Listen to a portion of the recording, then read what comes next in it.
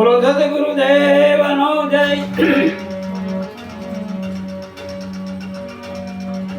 મોજેન સાહેબનો જય. મિત્રો,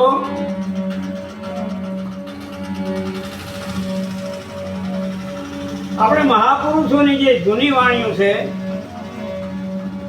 અને જ્ઞાન ભરેલી છે, જેને ક્રાંતિકારી પણ કહેવાય,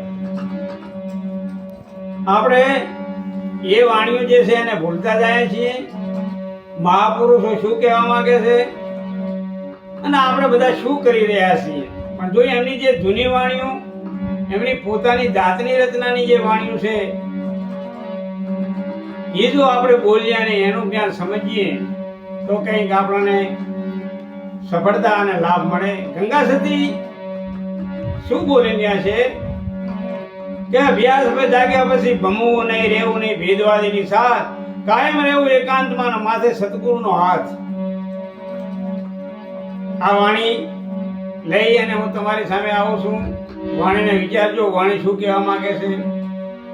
આપણે તો વાણી બોલાઈ જાય એટલે વાહ વાહ વાહ વાહ કરે છે, હાજી હાજી કરે છે, પણ એ વાણી શું કહેવા માંગે છે એ આપણે સમજવું મુશ્કેલ છે.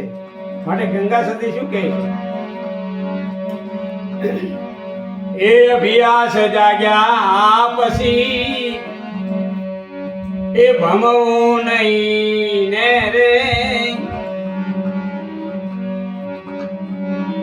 એવું નહીં ભેદવાદીની સંગાથ, કાયમ રહેવું એ એકાંતમાં રે, માથે સતગુરુજીનો હાથ. તીર્થ ને વ્રત પછી એ કરવા રે નહીં ને રે, ના કરવા ગુરુજીના એ કરામ,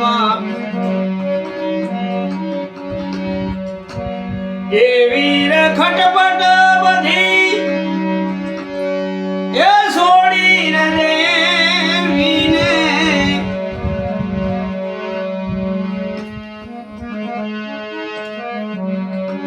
જાણવો રે માયલો રે મરામાં,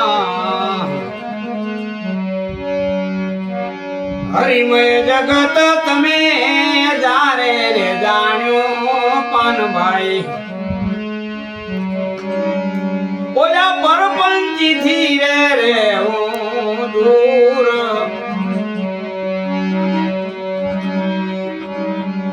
મોહ બધો તમારે એ છોડી રે દેવો પાનભાઈ, એ સ્વરૂપ જોઈ લેવું ભરપૂર.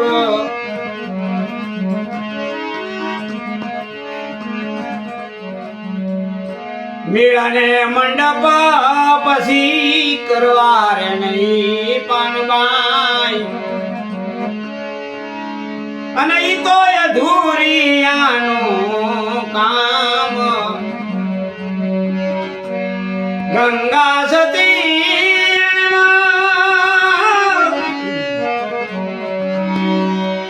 એ બોલ્યા રે પાનબાઈ, એક ઓળખી લેવું રે નિજ નામ, એ ઓળખી લેવું રે પોતાનું નામ, એ નામ. જય સતગુરુદેવ મોજેન સાહેબ. મિત્રો, ગંગા સતીએ તો જે સત્ય વસ્તુ હતી એને બતાવી દીધી છે, પણ આપણે એને જાણવાની છે. એમણે તો ગંગા સતીએ કીધું કે તીરથ વ્રત કરવાને ગુરુના કર્મ ના કરવા. ગંગા સતીએ એની પણ ના પાડી છે. હવે આ ગુરુના કર્મ એટલે શું એને આપણે જાણવું પડે. હરિમય જગત જાણ્યું એટલે પ્રપંચથી દૂર રહેવાની વાત કરી છે.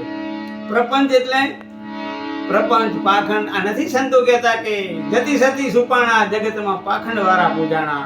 એટલે મિત્રો આ જે વાણીઓ છે, આ સંતોની જે વાણીઓ છે, જે સત્ય વાણીઓ છે, હકીકતમાં છે, એને જાણવી અને જણાવવી. મિત્રો જય ગુરુ મહારાજ, જય મોજીન સાહેબ.